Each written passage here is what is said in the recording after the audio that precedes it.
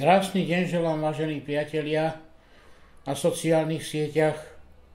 Dnes sa k vám prihováram s mimoriadnou informáciou a zároveň aj výzvou pre všetkých vlastencov, národovcov, občanov Slovenskej republiky, ktorým záleží na tom, aby Slovenská republika, naša vlast, si zachovala svoju suverenitu, svoju štátnosť, aby sme žili v miery a v pokoji.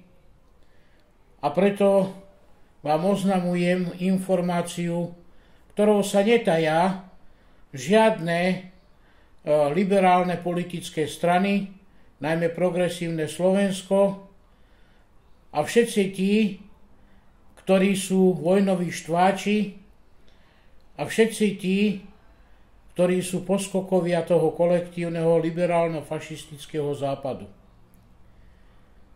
Prichádza deň 17.11.2024 a na tento deň, deň národného smútku, teda nie sviatok, kedy sa Slovensko dostalo do totálneho otroctva, vazalstva, do područia fašistov, kolektívneho západu. Takže ako začias Kuciaka, keď sa tu chystal a konal prevrat Majdan, až pomaly občianska vojna, rovnaký scenár sa chystá aj teraz, 17.11.24 zo strany toho kolektívneho liberálno-fašistického západu.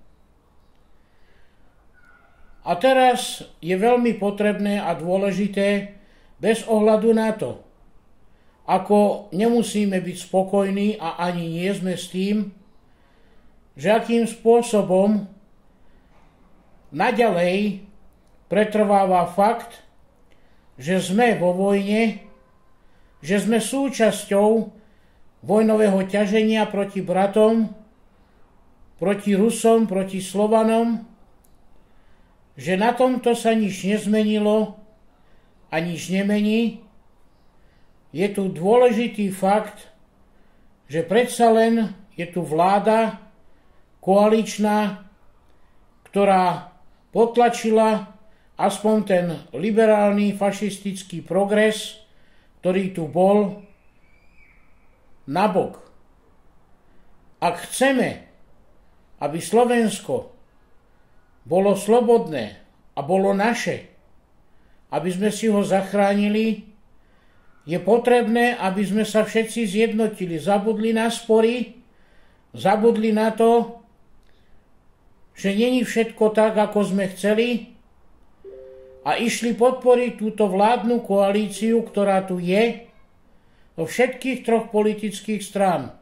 Svorne, smeráci, hlasáci, SNS-áci, občianski aktivisti, a preto vás Národný snem jednoty Slovenska, občianske združenie, v spolupráci s ďalšou asi 100 organizácií, spolkov a hnutí volá do Banskej Bystrice, do Košíc a do Bratislavy na tento deň, aby sme ukázali jasnú podporu tejto vládnej koalícii a nedopustili, aby sa liberáli oznovu chopili moci v našej krajine.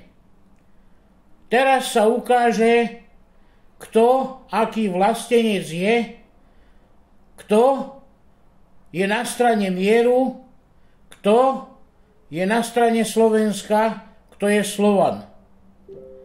Je to veľmi dôležitý prelom, ako som povedal, vzhľadom k tomu, že prebieha hybridná vojna štvrtej digitálnej generácie, úplne iná, ako sme boli zvyknutí, alebo ako sme počuli v minulosti.